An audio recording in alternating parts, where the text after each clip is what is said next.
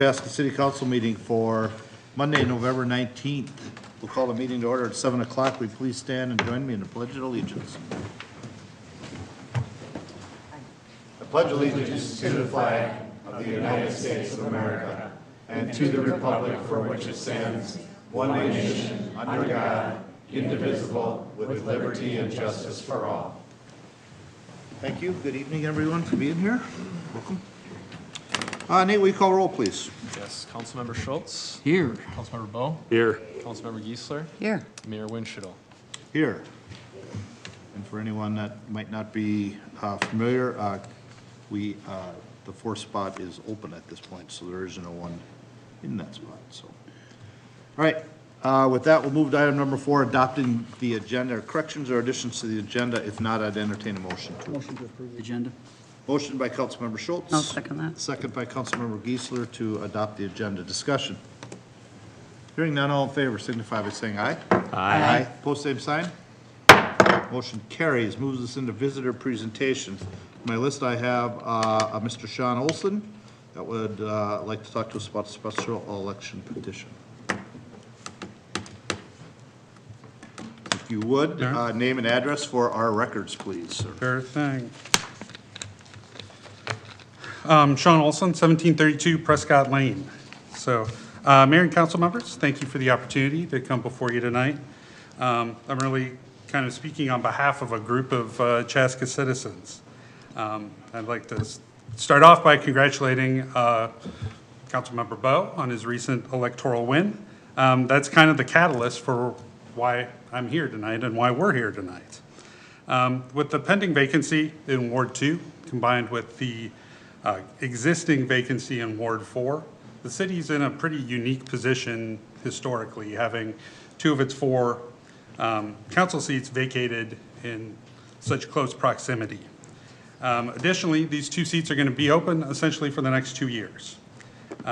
It's our position that it's not healthy for the community, for half the city, to be represented on the council by unelected representatives for the next 2 years. I realize you have the legal authority to appoint, but we believe it's critical that the replacement of these seats reflect the views of the citizens in Wards 2 and 4.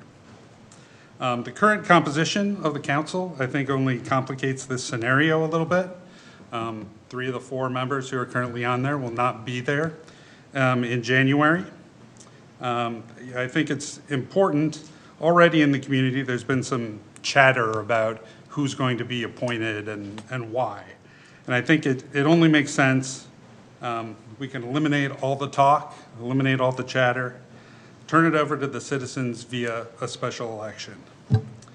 These positions are elected for a reason, and we have the time and resources and capabilities to hold a special election. I'm not a lawyer, but per my reading of Minnesota election statutes, we could have the new council members sat in time for the 2nd council meeting in February, which realistically means at most 4 council meetings in the new year where we'd only have 3 members, and realistically probably 3, since January is a month with 5 Mondays, but one of them is Martin Luther King Day, so typically we'd probably only have 2 meetings that month anyway. Additionally, the Planning Commission's had some relatively light agendas the last couple months, so hopefully there's not going to be a huge backlog in January of planning activity that would need approval. I realize that can change quickly. And then the costs of a special election. I know when we did the mayoral special election 9 years ago, it was estimated to be $19,000 in total cost. Even at 5% inflation over that time, that cost is still $30,000 or less, and that's a full city election compared to just 2 wards. That's less than 0.2% of the city's $16 million general fund budget. I think that's something we can manage and work on, especially considering we haven't approved the final 2019 budget yet, and we can make any tweaks and adjustments to address those costs. I know you're already far along in the appointment process for Ward 4. I know you're planning on taking action on that in just a few minutes. And I salute the people who have stepped forward to be considered for appointment. I thank them for their desire to serve. This isn't about them. This is about the fact that circumstances have changed. And while it may have been appropriate to appoint one seat a couple of months ago when we learned about it, now we've got 2 open seats, and I think we need to reconsider and adjust and to the facts and the situations because it's changed. As you know, I've served the last 8 years on the Chaska Park Board, and one of the things we've heard and lived by, and something we've heard often from you at the council level, was making sure that we did things right. Even if that sometimes meant taking a little more time, or sometimes even spending a little more money. We don't just pick the quickest or easiest or cheapest way. We want to provide something that's lasting and of value to our citizens. It's our responsibility on the park board and yours to do the right thing for our city. And there's nothing greater you can do than giving the citizens their voice and their choice as to who will represent them. A special election for the Ward 2 and Ward 4 vacancies is the right thing to do. You don't have to take my word for it. Over 150 Chaska residents have signed a petition over just the last 10 days or so to support a special election. A number of them are here tonight. Thanks everybody for coming out. I appreciate you coming. They've raised their voices, and I encourage you to listen to them. Again, we're asking you to please authorize a special election to fill the vacancies in Ward 2 and Ward 4. And we thank you for your time and consideration. I did send an electronic copy of the petition to Denise. I don't know if you had it forwarded to you. Yep, she distributed it out to everybody. Okay. We got them late day. We do have some additional folks who have signed since we generated the electronic copy, so I can deliver you Yep. paper. Yep, that's fine, and we'll put it in the record. Okay. Thank you. Is it total one, or is this just the additional ones? That is all of them. Oh, okay, So, perfect, thank you. so that's really the end of my comments. I don't know if there was anybody else in the group who wanted to come forward, or if you had any questions. I don't know, is there anyone else? Looks like that's it. Well, I'll just say, Sean, thank you for your time and effort into this. That, you've obviously taken some time, and I will say I got the glance really quickly. I didn't get a chance to really look at the petition, but it's the nicest petition I've ever seen, so thank you. It's legible, we've got everybody's address, so I thought that was well thought out, so thank you for that. And maybe not everyone knows, but in visitor presentation, we generally don't take action because it's not really an action item. So we're going to take your information and at this point, and we'll consider it and look at it. What was I going to say? But at this point, officially we don't have a Ward 2 opening, so we haven't really made a determination what's even going to happen with Ward 2. So until that Ward 2 really comes, it's going to happen, don't get me wrong, I understand that. But there's not been a determination on Ward 2 at this point. So when that time comes, and in all likelihood I'm pretty certain at this point, it will be the new council making that decision. It will not be this council that will make that decision, and we'll have that discussion when that time comes. So. Okay. Well, I appreciate your consideration. All right, thank you. Thank you. I don't know if anyone else up here has anything to say, or? No, you pretty much covered it. You covered it. Okay. All right, is there anyone else here under visitor presentation that would like to speak? Last call. Okay, we'll move on to item 6, approving the previous meeting minutes. Again, discussion or corrections? If not, I'd entertain a motion to approve. So moved, Mr. Mayor. Motion by Councilmember Bull. Second. second by Councilmember Geisler to approve the previous city council meeting minutes. Discussion. Hearing none, all in favor signify by saying aye. Aye. Post same sign. Oh. Motion approved. Moves us to item number 7, consent agenda. And for anyone that's not aware, consent agenda are items that need to be voted on, but not necessarily a conversation, but can be if need be. With that, is there any conversations? If not, I would entertain a motion to approve consent. Motion to approve the consent agenda. Motion by Councilmember Geisler. Just one other Why don't I get a second, and can we do it I under? was going to follow up with that. Oh, okay. But, all right, I'll just second. How's Second, that? second by Councilmember Schultz, discussion. All right. So, Matt, it's always good to have, this time of year also, it's kind of a good time to have the county come and kind of present what they've been doing, kind of how last year wrapped up. Obviously, future years kind of moving as well, and might be a good time to have that done as coming up here in the near future, especially with some of the new council members coming on board, and so they get to see a little bit of that. You mean in relation to the prosecution contract? Correct. Yep, In relation yep. to the prosecution contract, unless, of course, that's, unfortunately, I've missed a meeting or two recently, unless you've already covered that, then. We have not. But does it need do that in like January, February? I'm thinking out loud, I don't know. It's varied. seen it right about the Sometimes same time when as the there's a contract. big change, sometimes he'll come in September when we're going through the preliminary levy Oh. discussion.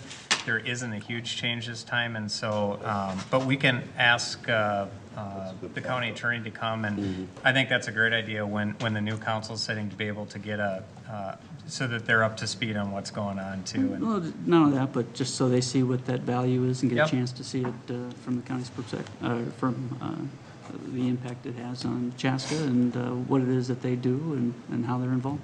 Yep, that sounds good. We'll get that set up. The numbers and the trends are always very interesting. Yes, Absolutely. yep, Yes, yeah. yep. Will do. That's a very good point about having them come in with that. Keep forgetting about that, the changes. All the new council members, so that'll be good to have them hear that, so. All right, anything else? We have a motion and a second on this. Hearing none. All in favor signify by saying aye. Aye. Post same sign. Motion carries. Moves to item 8. First item is Chaska City Council Ward 4 appointment. Mayor and Councilmember, the item in front of you tonight is in relation to consideration for appointment for Council Ward 4 seat. As you remember, at the October 1st, 2018 meeting, former Councilmember Jay Rowe did submit his resignation effective October 3rd due to his moving to a new home outside of his Ward 4 location. At that meeting, the council did accept the resignation and did officially declare a vacancy for Ward 4 seat. The process for filling, and this is something that our city attorney and Nate went over on that night, the process for filling a vacant council position is dictated by state statute. Statute says if a person resigns their seat anytime after the start of filing for the next general election, and that person has 2 years or less left on their term, then the council, it automatically reverts to the council appointing, unless the council were to actually make a decision to establish a special election, which would actually have to be done through a city ordinance process to do that. Based on the timing of the resignation, it does automatically trigger the appointment process, again, unless the council decides to go in a different direction. Based on that resignation tonight, we did advertise for the positions in a number of different outlets, with the application process closing at 4:30 on October 31st. So we had about a month where we were out seeking applications. As you know, tonight we did do the interviews with each of the candidates, including Virginia Rudder, Mike Wong, Brittany Steers, and Alex Catane. And the action item in front of you tonight is to consider the appointment for that seat. And the appointment would go until, it would end on December 31st of 2020. Okay. All right. So, like Matt said, we have been discussing this since October 1st, and had this set up for doing the appointment tonight. And with the petition we got tonight, you know, just getting it Friday, I believe we got it, Friday? Or was it before that? Petition tonight. The petition tonight, but we got notification, I don't know, week ago or so. Oh, it was a week ago. Okay. Yeah, I think so, when Mr. Olsen All right. went on visitor presentation. Okay. All right. Thoughts, move forward. We had 4 very, very exceptional candidates, which is very, very pleasing to see that kind of caliber of candidates.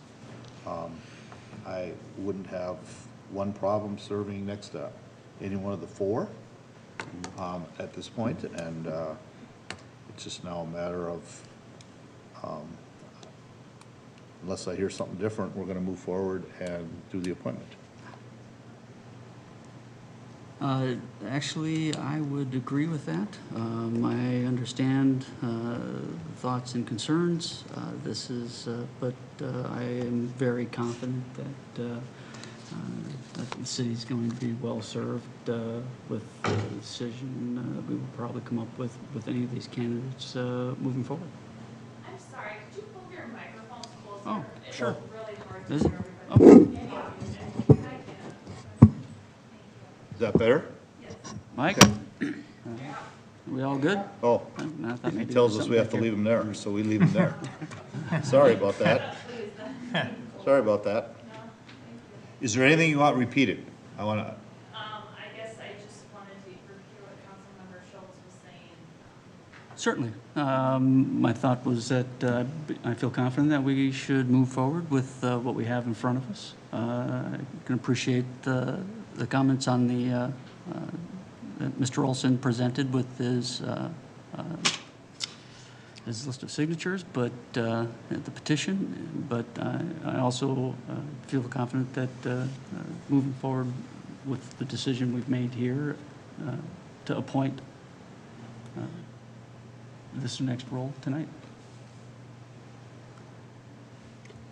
Yeah, and you know, I can see either one, and I would support either one. I've been a fan in the past of special elections, but we do have a good, strong field of applicants here tonight, and so I could go with either one of those. So I won't be participating in the decision to decide who will take my seat, because I don't feel right appointing who's going to take that. I feel like it's a decision that should be made by the council rather than me deciding who's going to be my successor. But in this case, for the Ward 4 opening, I would go with either the special election or the appointment, and we'll be a part of that vote when we decide to do whichever one we do. So. And in the statute dictates what action we should take as a council regarding the remaining time on the term for J. Rowe's seat, and also that history has shown that winter special elections typically have a very poor turnout. Sorry for my voice, I can't talk any louder. But they typically have a very poor turnout, which is not necessarily a clear representation of what the people want either. So in that we are elected officials and the statute supports that, we look at the candidates that did step forward, and it is a very good group of candidates, very qualified. And to fill that position for the 2 years, and then the next election, the people can vote. But in the winter, we typically have such a low turnout, it doesn't even, it's not cost prohibitive for the amount of people that actually turn out. for a special election. So that's all I want to say. We're following statute. And I will say, as one that has ran a winter campaign, it's very challenging. No one wants to talk to you. So I don't know if you're really getting a true representation of what people are looking for. The voter turnout for a mayor's race in 2010 was 15%. And I'm not sure if that really is a true representation of that, of really what people are looking for. I understand that there's a lot of people don't feel it's right that we should be making that decision, but if we're gonna work with someone, I think we actually have a better opportunity going through an interview process with these people, these 4 candidates, than sometimes we do picking someone that's putting their name in. In the wintertime, it's very challenging. Who is going to run? My campaign was Thanksgiving through January 19th. It was horrible. Well, also the timeframe. You know, you got to look at the timeframe holidays. that was laid out. Trying to push this for a February decision would really make it extremely tight for campaigning. As you know, I mean, we also had 2 of the members who were elected starting the first of the year involved in the interview process as well, and I'm sure they can tell you who've been out campaigning recently that to do that in 6 weeks, it'd be you wouldn't get to you wouldn't get out there. You wouldn't be able to cover it all. It's just not possible to do in 6 weeks. It's also important that the council keeps in mind that to continue to do the city's business, it's important to have enough people in the seats who can do the voting to approve the bills or approve a project to keep things moving. If there were to be an absence of the 3, there would be no meeting, and it can bring a city to a halt in a hurry. Or you could end up with a 2-2 tie, at which point the mayor would be in the position to have to break all ties.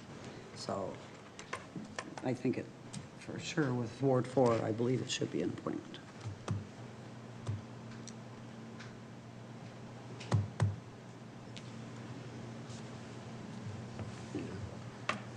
You know, I will say one thing too, campaigning, people don't want to answer their doors after the winter. dark. And by this time of year, that doesn't give you much time to be outdoor knocking because it gets dark pretty early at night, so. Yeah. It's a tough situation, but Yeah. I think it's the right thing to do. Me too. You've,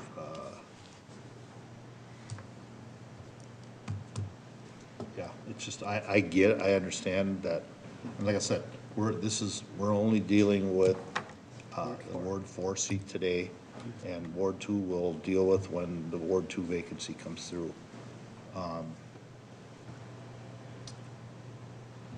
Yeah. I don't know what to say. With that, we had a number of different candidates that we spoke with and talked to. It was really an interesting group. I really enjoyed the conversation with each of you. It was interesting to hear your perspectives and how you saw things and how you saw the city moving forward and what you felt were key points and focus points that the city needed to really rally behind. And so, of that, I think I would think Mr. Wong, you truly stepped above and beyond.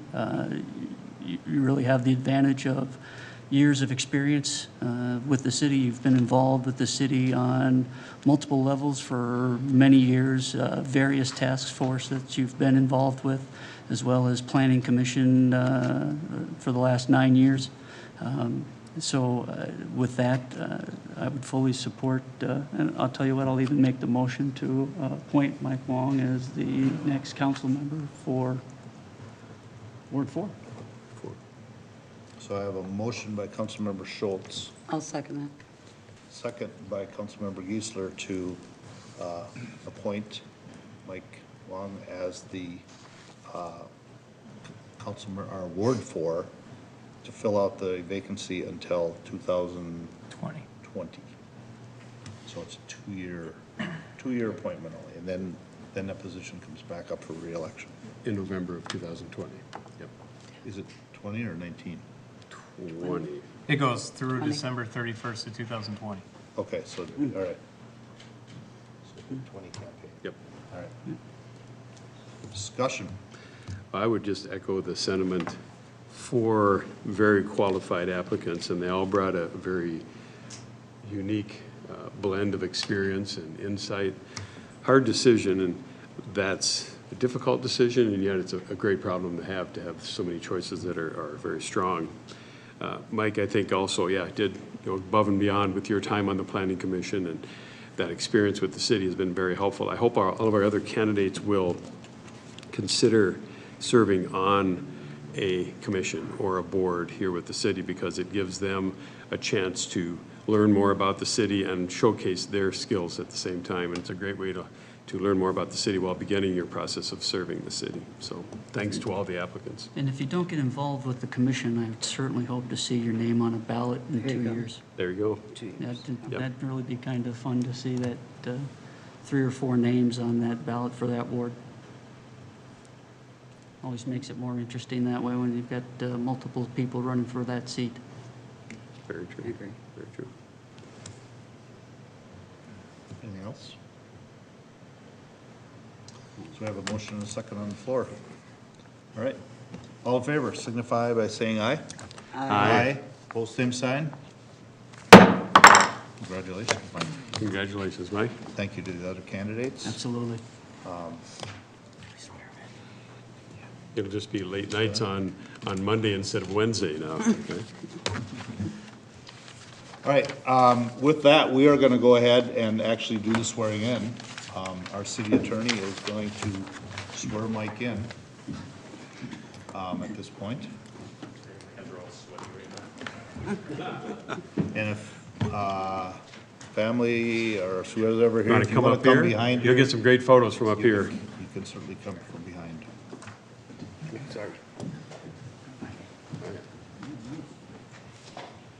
You ready? Yep, go ahead, sir. Repeat after me, please. Raise your right hand. I, and then state your name, I, Mike Wong, do solemnly swear do solemnly swear that I will support the Constitution of the United States, that I will support the Constitution of the United States, the Constitution of the State of Minnesota, the Constitution of the State of Minnesota, and that I will faithfully and impartially discharge that I will faithfully and impartially discharge the duties of the office of Councilman for Ward 4 the duties of the office of Councilman for Ward 4 in the city of Chaska, in the city of Chaska, of the county of Carver, of the county of Carver, and state of Minnesota, and state of Minnesota, to which I have been appointed to which I have been appointed to the best of my knowledge and ability, so help me God. to the best of my knowledge and ability, so help me God. Congratulations. I need your signature here.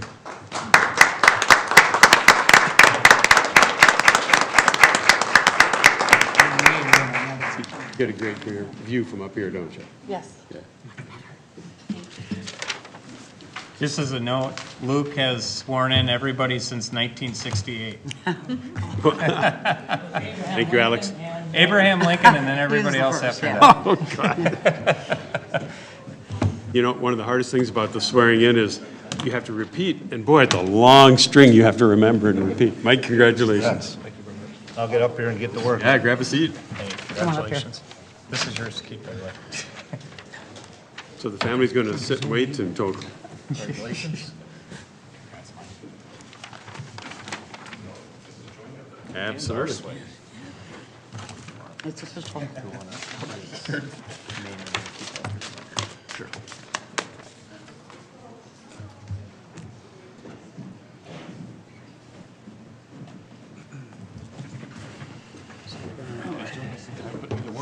Mike, welcome. 5 votes. You may want to abstain from the next couple items. Okay. Oh, yeah. All right, that's right. with that, we'll move. What do you need? Give him the iPad. Oh, that's right. The steering wheel to the ship. Be careful what sites you go to. It's a secret planning access. That's right.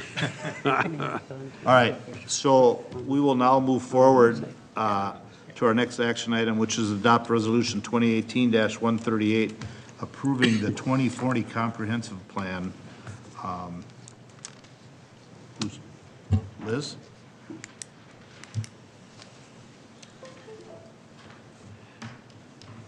Oh, You want me to go into it? sorry, I I got was wondering- lost in my own thoughts.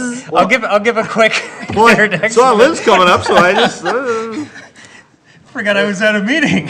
I was gonna call on you, but then I saw Matt, Liz. would you like to join us now? Yeah, okay. I So, remember my first meeting. So the mayor and council member, the item in front of you tonight is actually consideration of our 2040 comprehensive plan. One of the things that's unique with the city of Chaska this time around is that we actually we just finished the process of getting our comp plan amended, I don't know, 9 months ago, which is sort of unlike other places because we went through the whole Southwest Chaska and all of our development areas were done at that time, and we went through the whole public process. So when most cities have to start from scratch when they go through and do this process, we had already gone through the last couple of years doing that. We still have to submit a 2040 comp plan, but really what we did was take this opportunity to focus on some of the stuff that we don't always focus on in a comprehensive plan, and specifically with some of our growing areas, really focusing on some of the stuff that we've talked about with parks, trails, open spaces, things like that. A lot of times comp plans are really development driven. As far as the discussion that occurs. This was really an opportunity to really have, especially like the park board got quite involved with going through the process with Marshall, looking at our parks and open spaces and trails plan. They did a community survey that they got a lot of great feedback on. They did some open sessions. We had talked at a work session a while ago about some of those plans. So really what you're going to see in front of you tonight is an update on the whole comprehensive plan, but it's going to focus more on those areas because you guys just got done doing the development side the last couple of years. So I'll turn it over to Liz. We also have Jeff Miller from Hoisington Kogler who helped with putting together a comprehensive plan, and they'll give an update on some of the things that we're focused on in this. Mm-hmm. Thank you, Matt, and thank you, Mr. Mayor and members of the council. So we're looking at a 2040 comprehensive plan update. So every 10 years, mandated by the state statute and Met Council, we're required to do an update to our comprehensive plan. So that's this year that we're looking at the update to our 2030 plan to be that 2040 comprehensive plan. So like Matt said, we've engaged HKGI as a part of the process to help us update the various chapters of the plan. So what you saw in your packet is the most up-to-date 2040 plan in front of you. So in terms of a process that we've had so far, the Planning Commission conducted 2 separate work sessions to kind of go over a couple different areas of the comp plan. And we also conducted a joint public open house with the land use and parks and trails side of things to get the public involved with the comp plan. So again, like Matt said, due to the very recent Southwest Chaska plan, even the downtown master plan done in 2012, and even our 2030 plan, we are very much looking at minor changes tonight from the progress that we've made on the Southwest Chaska plan. So in terms of what a comprehensive plan is, it's there to guide the city in land use, transportation, environment, parks and trails, and other various topics. It's a general policy document that staff refers back to for philosophy and how we frame our future. It's very much a guiding tool, so it's meant to be flexible. It's meant to be responsive to changing conditions within the community. It aids in developing our policies, ordinances, and budgets overall. So some major accomplishments of our 2030 comp plan, one of them being the Southwest Chaska plan that we completed in 2016. Downtown master plan in 2012 was another big part of that. And as a part of that, some of the blocks that we were able to redevelop, Fireman's Park and the Landing were some major accomplishments stemming from the 2030 plan and the downtown master plan. So some challenges that are still remaining that we're still highlighting within this 2040 comp plan is planning for a sustainable downtown with our commercial and residential components within that, development of Southwest Chaska. We're still working on the development of the residential side and still working on the business park side of things. So that will be an ongoing project in itself. Completion of the Parks and Trails system. We did a big overhaul with our Parks and Trails chapter, so that will be a continuing project as we move forward. And then also enhanced opportunity for community building, so getting back to that commitment to community in our implementation chapter of this plan. So a couple changes that I just want to highlight, highlighted a little bit more in the staff report that I prepared for you tonight, but some of the ones that I wanted to kind of mention within the meeting is our MUSA line has changed, which was consistent with our Southwest Chaska plan done in 2016. So that basically moved south and west to encompass that entire southwest area. Another land use change that you'll see. Real quick clarification for analogy. MUSA is the Metro Urban Service Area, which is basically where sewer extends to in the community. Right. Or urban services are available, are going to be available for future growth. Another change is the Chaska Building Center site, which is the vacant site that's being worked on right now between Fire Lane and Arby's. Change from a commercial land use designation to a business park land use designation, which is consistent with our downtown master plan guidance for that site. And then there was an open space area that's south of Arbor Drive and north of Ravoux Circle that changed to industrial, which was consistent with approvals that were done in 1997 for that site.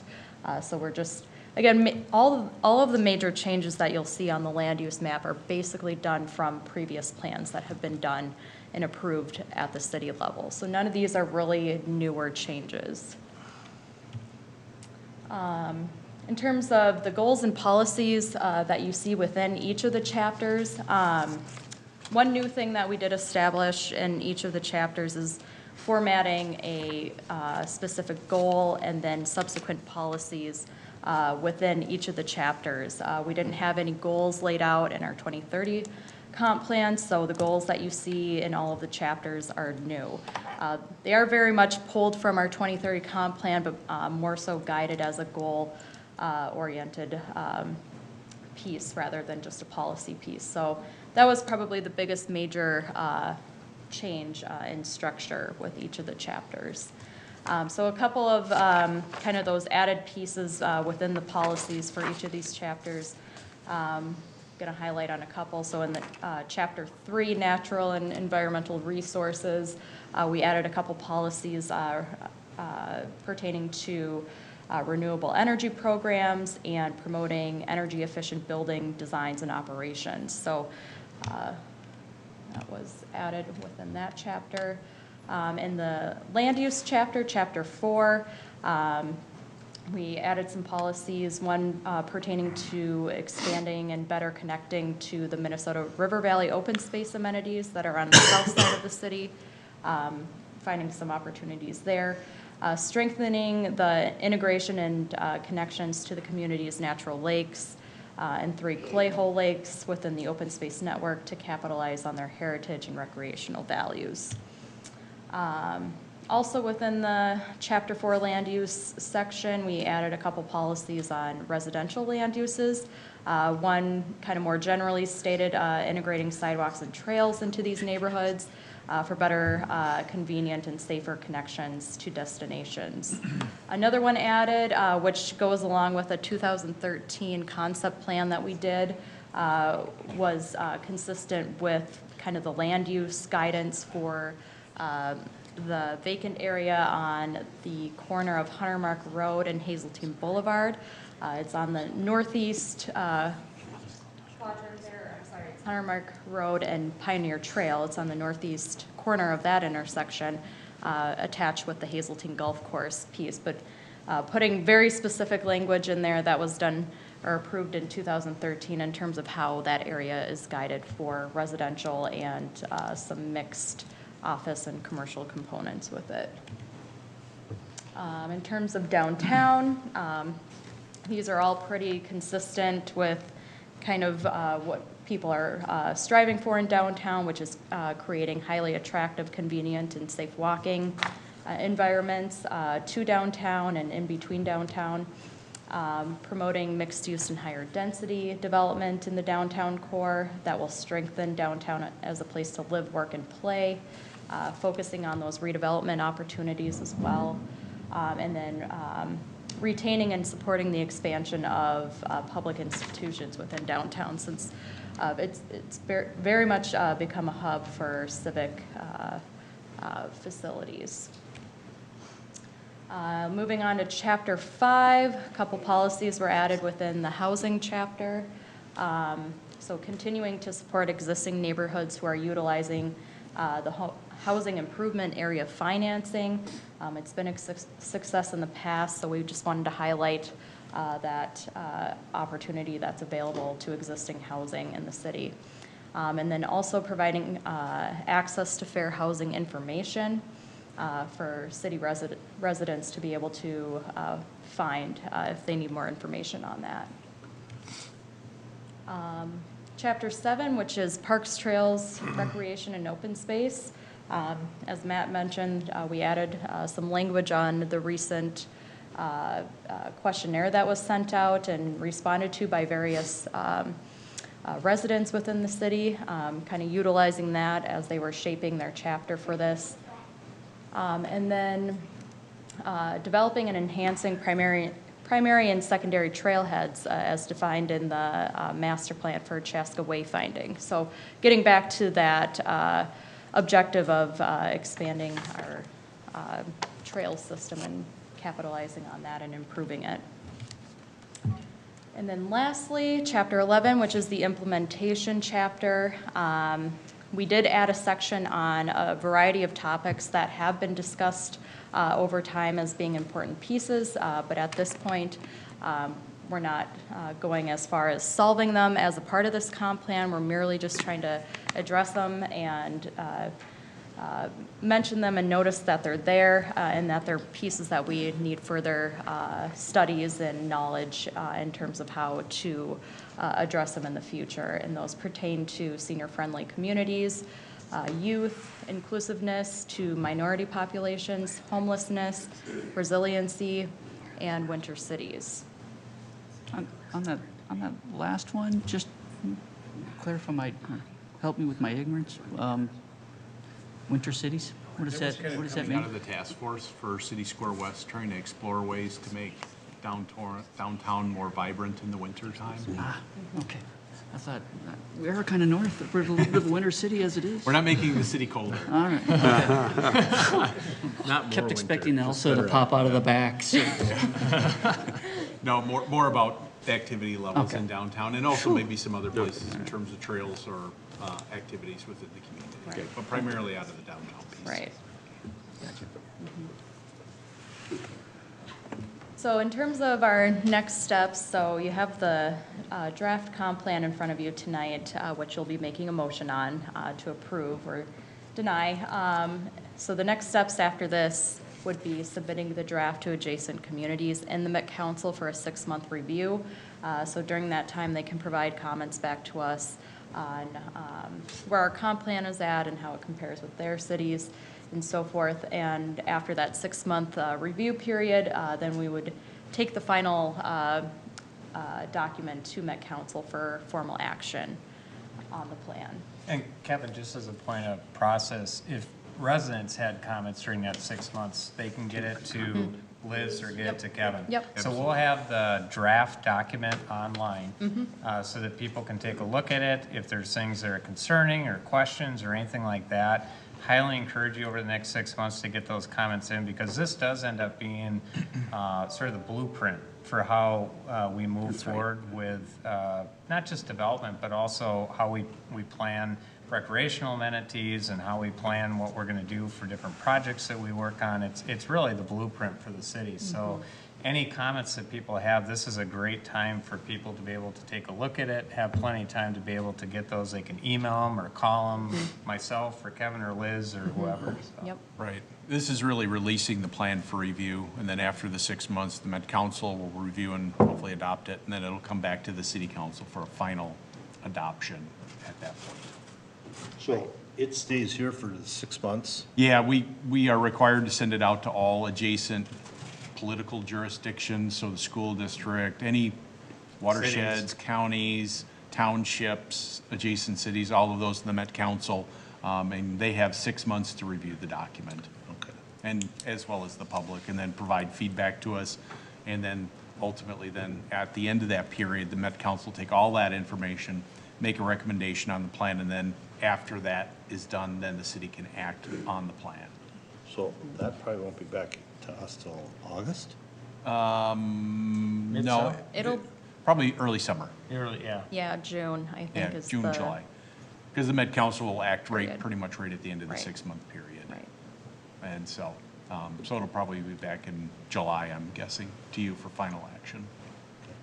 Because some of those things, I mean, some comments you get that you haven't even really thought of before. So it ends up being good things that, you know, we might get a comment from an adjacent city or jurisdiction that it's like, oh, we should probably analyze that before we make any final. Then if it sounds like something that makes some sense, then you put that into the plan? And then we'd bring that back to you guys to say, And we hey, do the same thing, Should we show the incorporate upgrades and. Right. Yep, we'd say, should we incorporate this? This is my first time through on a comp plan. The last one got finalized just before I got there. Yep. It's similar to, even a similar process to like environmental assessment worksheets or environmental impact statements. We do the document internally, and then the council releases it for review and approval, and then it comes back to you after all the comments are done, and then you make a decision on that final piece. And so we've engaged people during this process, but they have this official period under statute to review, and that's what that's generally used for. Okay. As you said, this is a document that's basically a blueprint. It's a guiding document. It's kind of a living document. I mean, we update it from time to time, make changes. It's really kind of something that provides a guidance. This isn't this is written in stone and this is exactly what's going to happen. No ifs, ands, or buts. Yeah. Am I correct on that? Because I mean, Yeah. we get this every once in a while where someone says, "Well, your comp plan says." So one of the things, and this is a practice that we've done differently in Chaska forever, compared to a lot of cities will go after they do their comp plan, and they'll actually go out and zone their properties based on their comp plan. And what we've found is it gives no ability to really look at how does that development specifically fit into your community. You know, because a community, a project in one community might be different than another community. How do you make it a Chaska development? And so a lot of the properties that are listed in the comp plan are actually zoned as open or Yeah, their current zoning. the current zoning. And so they're not actually zoned as, let's say there's a residential development that's there, but it's guided as that. So if a developer comes in and says, we're interested in doing a residential development and we'd like to do it in this area, the first question is, does our comp plan guide it for that type of use? And if it does, then you start getting into, well, what were the specific elements that were really important to make it Chaska development? So it's not just saying, is it residential or not? It's really, you know, saying, here's the guidance and how do we make this fit into our community the best?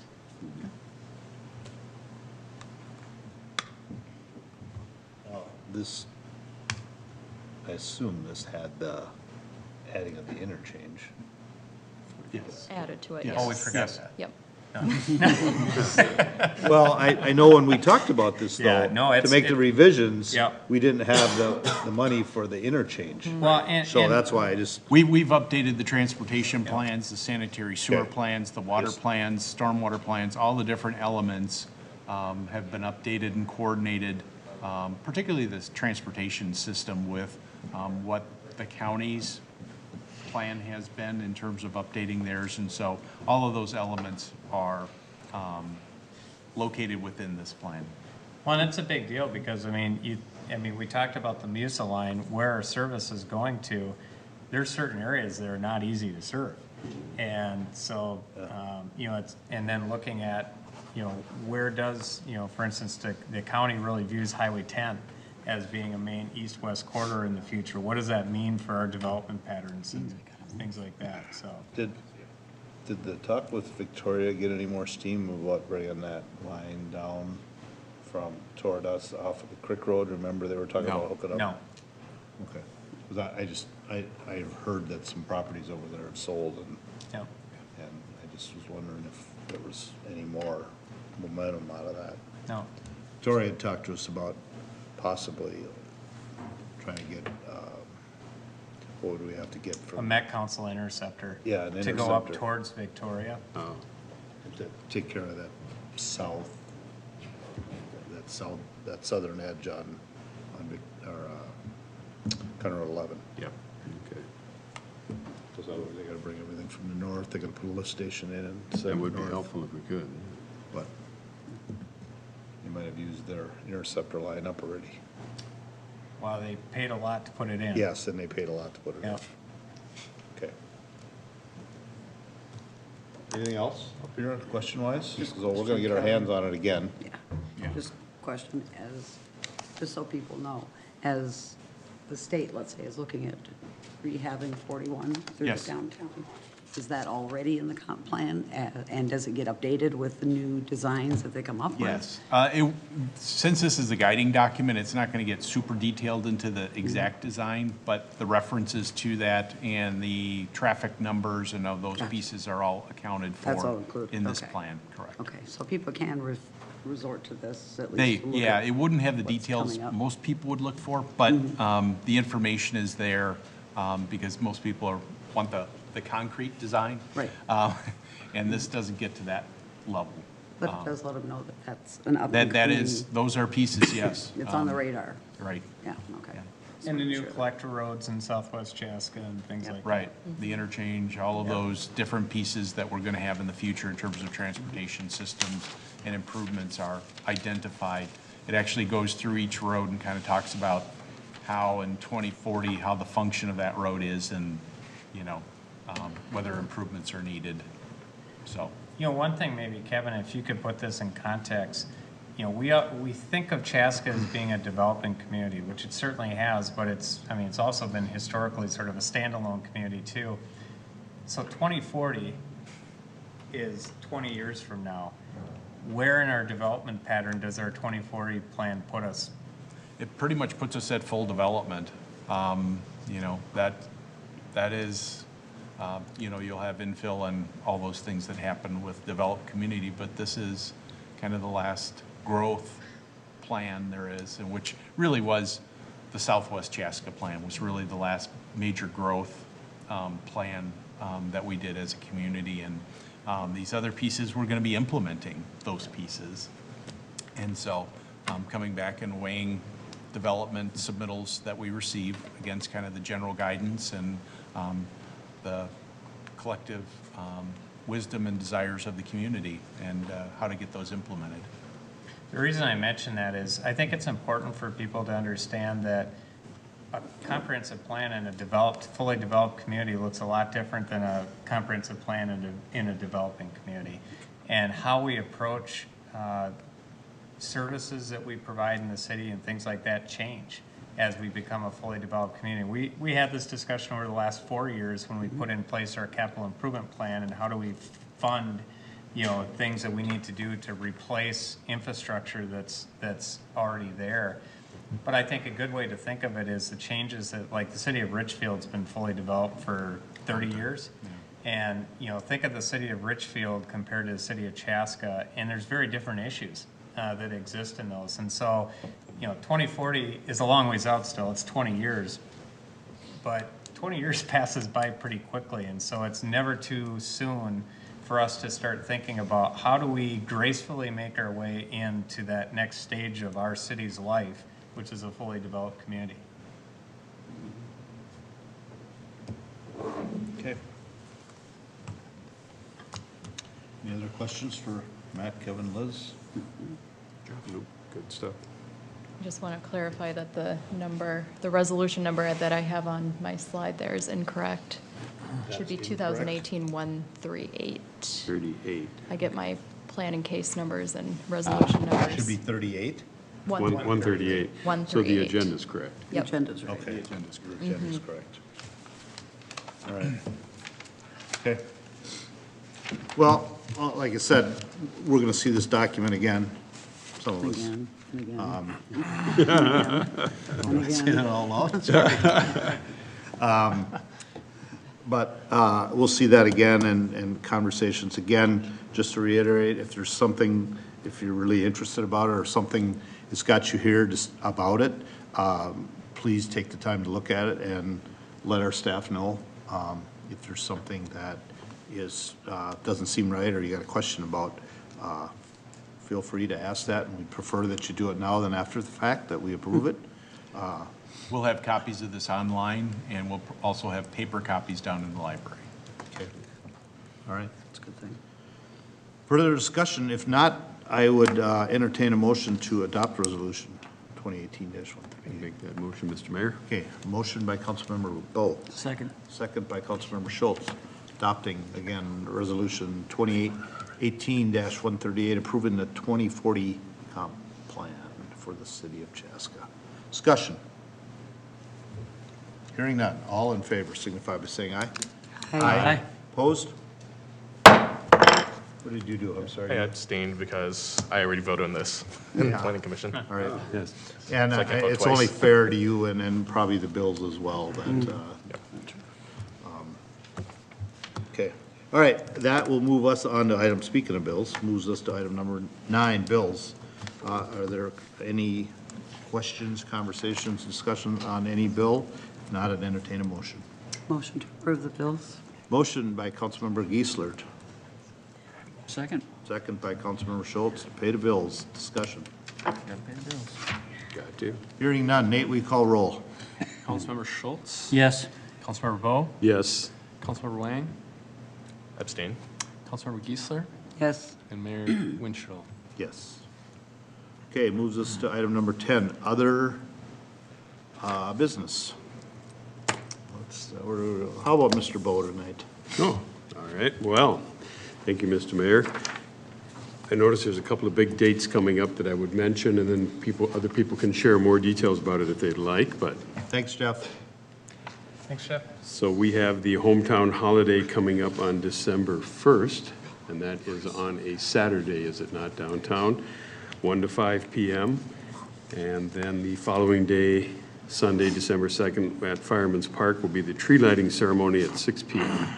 and the 100 Club from 4 to 6 p.m. in the event center. And that's always a lot of fun. That tree lighting ceremony is really fun to watch, and I think it'll be even more fun this year when we can look across the lake and see the new Veterans Park up on top of the hill there, so. It's pretty cool at night. Oh, I've had people comment, not only the view from the Fireman's Park itself, but the view from 41 and the view from Creek Road and all that, so it's beautiful. fabulous.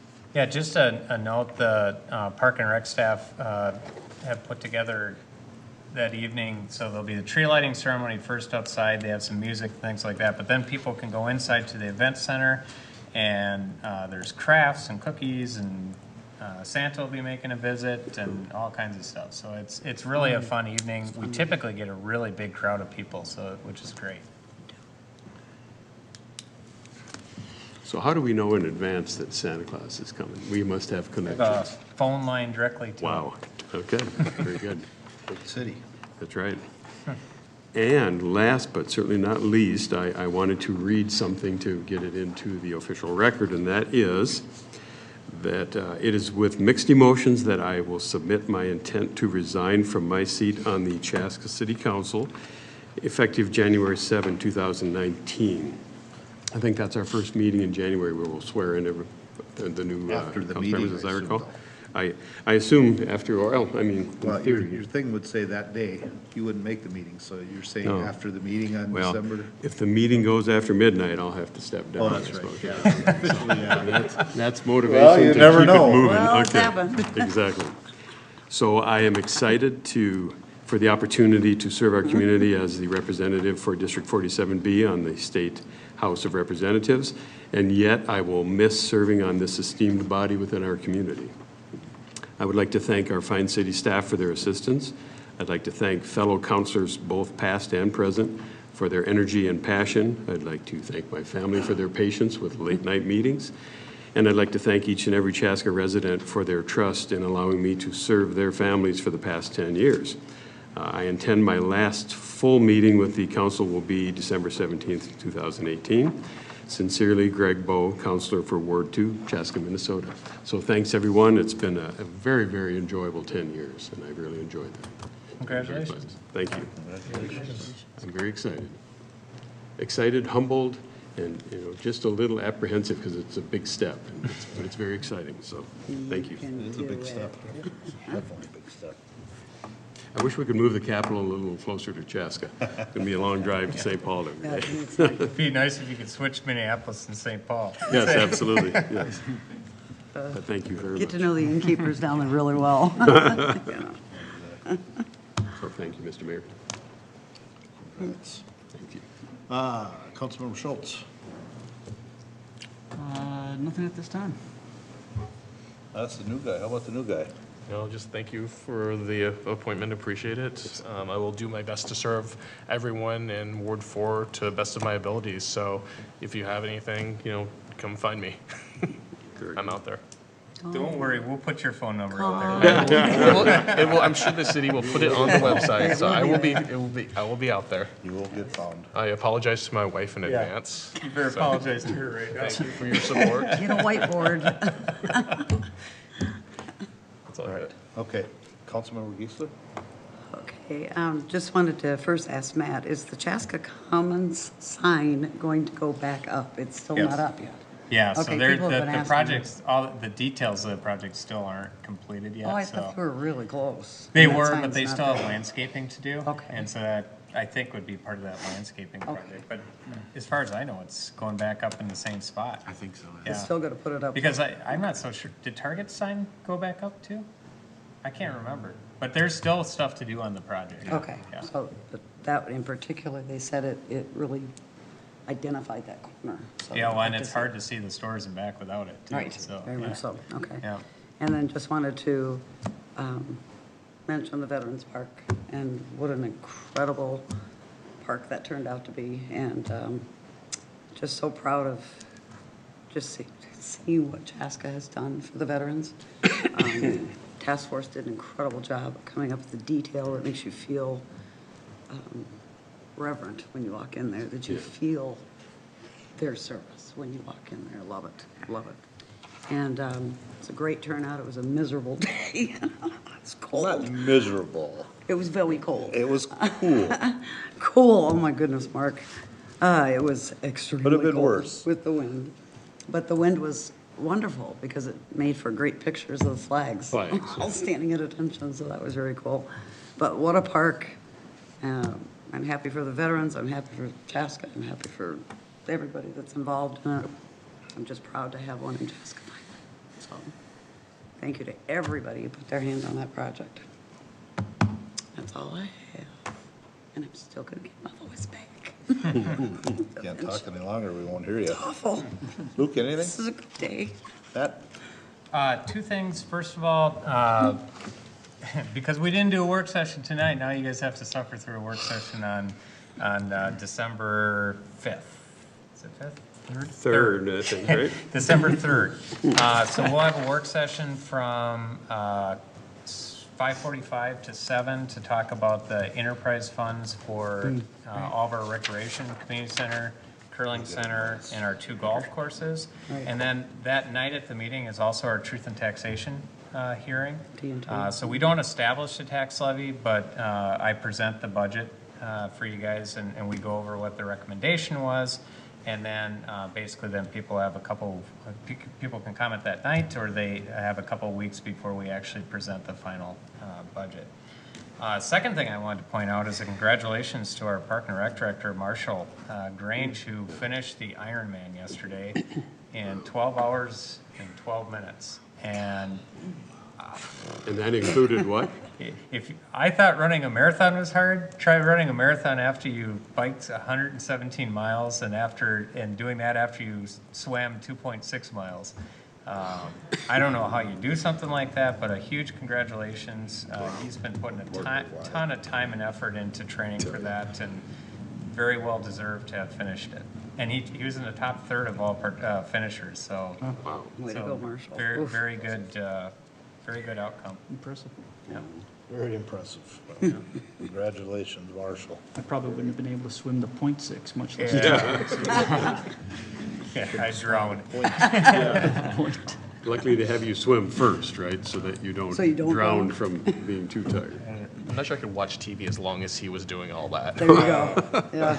I did think about it during the day yesterday. Of everything I was doing, I'm like, oh, Marshall's on this play, this leg, because I had a little app, and I kept on thinking to myself, that was a long time ago when he started. You'd already taken 2 naps by then. Oh, yeah. What was the temperature in Arizona, do you know? Temperature? He said the temperature of the water was 60 degrees, so not warm. No. And I think in Expressive, the morning, I think it was like 48 degrees, but by the afternoon, it was like, I think lower 70s. What part of Arizona? Tempe. That's a, No, High that's a altitude tough temp to there? run. Yeah. To Do finish a they have to deal marathon with high in. altitude? Yeah. Not terribly, but the exactly. sun was, I think, an issue, Oh, absolutely. because it was pretty sunny there, and that drains you pretty quick, so. But high altitude can catch people off guard in the southwest. Yeah. Because I know whenever I go back to Albuquerque, it takes me like 3 days before I can get used to it. Because it's at 5,000 feet, you know? So it's an adjustment. You're super sleepy, so I can't even imagine. I would love to know what the altitude Well, I had was where one. it was at. Yeah. Yeah. I forgot, like going Way after to you go. were before. Thank you. Done? Yep. Okay, Thank you. Go ahead. Mr. Mayor. I happen to think of one other thing. There have been some people discussing online on social media some concerns with getting off and on Pioneer from, Quick Trip? yes, Quick Trip and such. Gee, I wonder, And so, right? you know, part of it is Yeah. that, and then part of it is, I'm assuming that in time, access to the north to the stoplight at Hazeltine will be restored again and such. Yeah. Is that correct? Well, there's 2 pieces of that. Yes, the stoplight will be restored, and yes, there's the access, it's the right in, right out by Dairy Queen. I still think there's some big issues to deal with at Quick Trip. And so we've been in, so that's a county project. We've been in contact with the county about it. We're seeing that people are trying to basically make U-turns in the middle of the road to go out. It is not good. It's scary. So we've been talking with them. They're gonna be looking at both short-term and long-term fixes for that. And as soon as we know something, we'll get back to you, but there's no question it's an issue. Okay. Thank you, and thanks, Mark. Nate? I don't have anything. What's this? Not tonight. I have a mustache. He's got a sweet mustache, though. Explain this. Only took 3 weeks to get that far. Well, it's been a lot of hard work, and I'm proud of where I've come. There you go. Yeah. Paint it red. I'll get you off the hook. Kevin, you got anything? I do not. Liz? He's afraid to. All right, just a couple things. I too just want to mention the Veterans Park. I was amazed. There had to be well over 200 people that were there for that. And I don't want to go, I think it was closer to 300, but I don't want to throw a number out like that. But on a cool day, that was very, very well attended. Yes, it was very fresh. And I do want to throw out a thank you to Jason Kirsch that at the last minute was able to bring a PA system in, and that thing was the best PA system I've ever worked around. It never crackled, it never did a thing in that temperature. So he was able to play the music for the songs as they raised the flags of each military branch, and it was, I mean, that, I think as much as anything, the PA system makes a program. And so thank you to Jason for stepping up at the last minute when some other things kind of fell through on that for that. So greatly appreciated. The other thing I would like to do is just take a couple minutes and talk about the election. First off, I would like to have Michaela and John just come up and say hi and just say your name, as long as you're here, as new candidates for the council. And they were part of our process in appointing the Ward 4 tonight. So thank you guys for being here and being part of that. And just state your name for the camera and the 1.2 million viewers out there. So what are you laughing about? That's 1.3 1.2 tonight. million viewers. I thought it was 1.3. All right, Been watching. slipping a little bit. Well, you guys are here now, so it kind of cut the number down. Oh, I'm Michaela Hatfield, council member-elect for Ward 3. John Grock, council member-elect for Ward 1. Awesome. Congratulations. Thanks for Thank being you. here. So, all right, that's all. Just want to get you out there. Nextly, I do want to thank all the candidates that ran for the election. I think it's important. I think it got touched on a little bit up here during the conversation. I think it's important that people run as a candidate. You don't always like that, but I think that's a good process that, you know, so many people were willing to step up. And for the appointment, we had 4 excellent candidates that came forward as well. So thank you to every one of those candidates that did that. That's so important to the process of how we do this. So I want to say thank you for every one of them. The other thing I want to touch on, and I kind of forget about it sometimes, is the people that run the elections. Denise Wetzel, our city clerk, she's in charge of getting all of those pieces and parts put together, getting all the election judges. And then she takes all the information, make sure it gets to the county. So thank you to Denise for that. But then the hundreds upon hundreds of volunteers that are election judges in each one of the precincts. They are the people that make it pleasant to go there. They're friendly, they're helpful, they're always smiling, and is there anything we can do for you? So thank you to all of those folks that do that year in and year out. And it's a long day. It's a long day. I can't even imagine doing it, but. Well, you know, and people I think sometimes take it for granted, but you look at what's happening in Florida, and, you know, I can tell you, and Nate can tell you too, because we've both been a part of the process, it is really challenging. There is a lot of laws that need to be followed very specifically, and if they aren't, it's a big deal. And so to have somebody as professional as Denise doing that job is phenomenal. And she does a great job, and her election judges that work with her during the process just love working with her, and she does a great job with it. So it's, you know, and, you know, Minnesota's really lucky that we have such a good election system in place. I mean, it's not, I don't think anybody should take that for granted. It's a lot of work, but we do great in the state, and specifically Denise here does a fantastic job.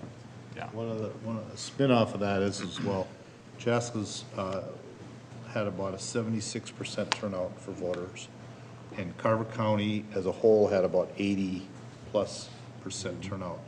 But the interesting thing about Carver County was the first county that had their results in with all precincts in and accounted for. So they were the first county that were completely in the state of Minnesota. You know, and Carver County has had that record for a long time, too. I didn't realize that we were. They do always an surprised. I knew we were absolutely up there, but. fantastic job down there. It's always very efficient how they get that up there. So, thanks to everyone involved to making that process that's so important, so. All right, I think that's all that I have. Anyone else? So one last thing, could I trouble you all for a group picture before We're actually going to get a group picture with Kevin's gig at one too. So yeah, awesome. Yep. Okay. My wife's a scrapbooker, so you know. Well, I get it. So, We'd be proud to. so our next meeting will be December 3rd, right here at 7 o'clock. Last call, if not an entertainable. Happy Thanksgiving to everybody. Oh, yeah. What are we thinking? Yeah, how did we forget that? Yes. Yeah. Safe travels. By all means, Next week, I'm not ready. have a very happy Thanksgiving. Yes. So I'm glad you didn't adjourn until I said Yeah, happy Thanksgiving to everybody. How did we miss that? Safe travels. You know, this year Be thankful. Thanksgiving kind of snuck up on me. I think so too. It's fast. I don't know where it I don't know went. why it is. It seems like it. Yeah, it Seems is. it's so close to the election and everything. It just Just too much going on. Spent the last 2 weeks out of the country. It absolutely seemed to Yeah, sneak up. Absolutely. Very true. So yes, on Even more Councilmember so. Geisler, happy Thanksgiving to everyone. Yes. Safe travels, enjoy your family and friends. Important day, so enjoy. Yes, it is. Be safe. Indeed.